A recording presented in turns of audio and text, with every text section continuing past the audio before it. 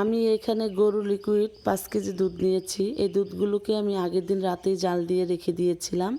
আসসালামু আলাইকুম, সবাই কেমন আছেন? আশা করি ভালো আছেন। তা যাই হোক, আজকে ঈদের দিন, সবাইকে জানাই ঈদ মোবারক। তাই তো সকাল সকাল দুধগুলোকে চুলায় বসায়া এখন অনবরত লাড়তে লাড়তে জাল দিয়ে নিব। এখানে আমি 5 কেজি দুধ নিয়েছি, আর এই 5 কেজি দুধ দিয়ে আমি 2 পদের সেমাই রান্না করে নিব। এখন দিয়ে দিব চিনি। তো চিনিটা একসাথেই দিয়ে দিচ্ছি। পরবর্তীতে 2 পদের সেমাইতে এই দুধটাকে আলাদা করে নিব।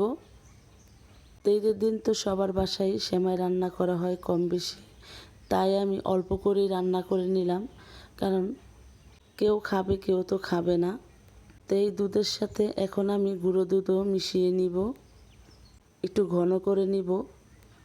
তবে ডানো দুধটা দিলে সেমাইটা খেতে আরও মজা হয়। এখন বিয়ে হওয়ার পর আমাদের তো কোনো ঈদই নেই। আমাদের রান্নাবান্না করতে করতে রান্নাঘরে সময় কেটে যায়।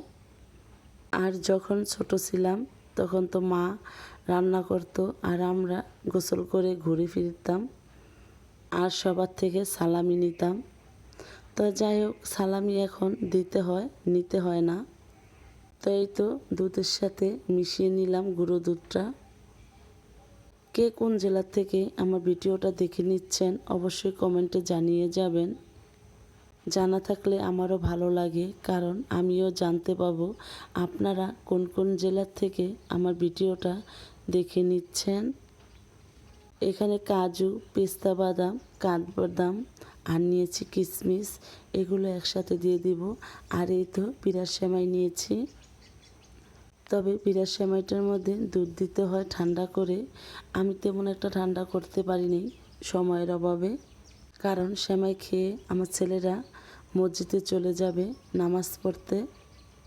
আর এদিক দিয়ে সেমাই রান্নার ফাঁকে ফাঁকে ছেলেদেরও গোসল করিয়ে নিয়েছি।